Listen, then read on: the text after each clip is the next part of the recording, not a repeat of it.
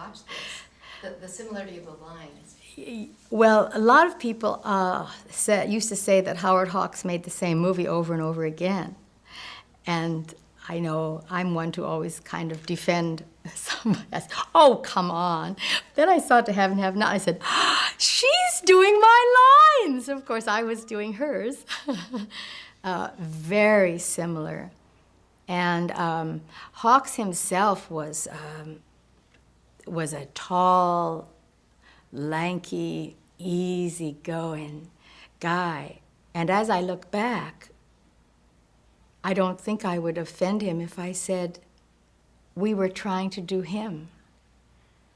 And he wrote them. So I think we were playing Howard Hawks as a woman. Amazing, cute humor, little devilish, easy, and usually we were tall and slim. And I don't think I realized it till right now. And so that cool attitude, you know, I think I kiss him and say, it's better when two people do it. Hawks really designed that. Without telling me line readings or exactly how to do it, he would cut the scene and then say, this time, why don't you just stay there a while, or whatever he would say, without making you a robot and doing exactly as he said.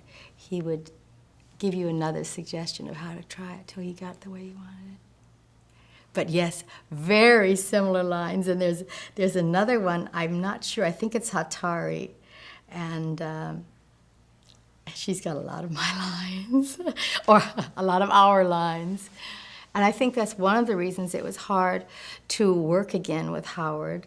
Oh, well, this isn't a show on Howard Hawks, so maybe I won't tell that story.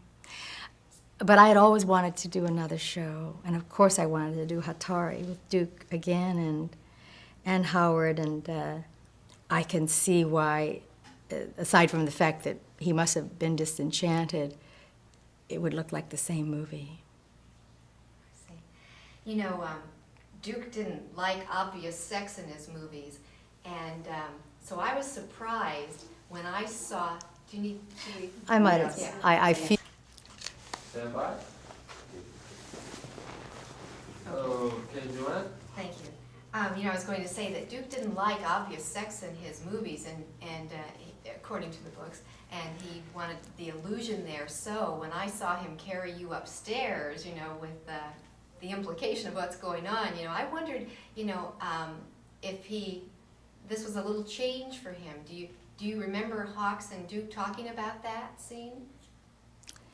I don't remember their talking about it. Usually things came out of, again, Howard would stand off in the corner or wherever, and he'd be like this, and you'd see him start to grin.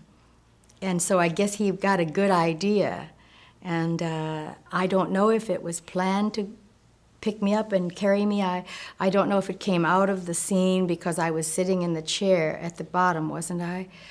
I'm sorry that I don't, those are the things I really wished I remembered.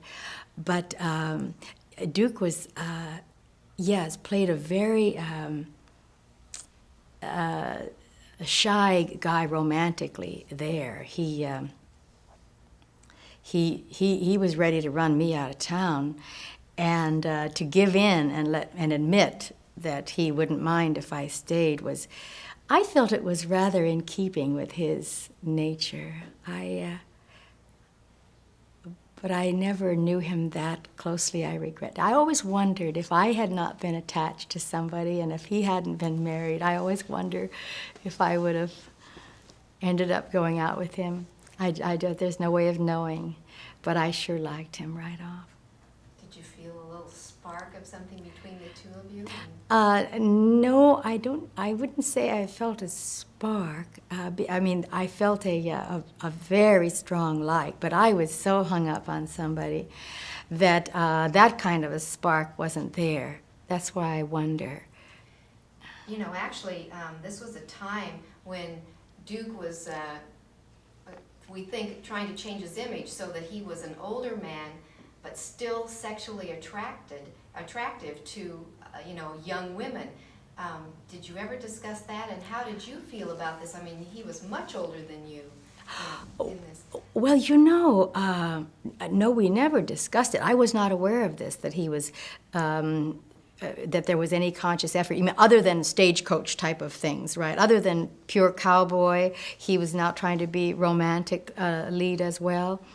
The only thing, he must have been in his early 50s then. That was 58, 59, I think. But I do remember his coming in Tucson. It was so hot in Tucson. It was 133 in the shade one day. That was the topper. I saw it with my own eyes, or I wouldn't have believed it. And so we were always in there repairing the makeup. And I remember one day he came in and he went in and he just says, and looked in the mirror and he says, "I'm just too old, that's all there is." And when I think he was early 50s or late 50s, I mean, in his 50s at least. Well, I was going with a man in his late 40s, so it didn't occur to, age never occurred to me anyway, so I was not aware that he was not considered attractive or even getting close. He was very appealing. But since he was not the Romeo type, but that solid kind of, I mean, he was a real man as opposed to a romancer. What do you think is the difference between... I'm sorry, John.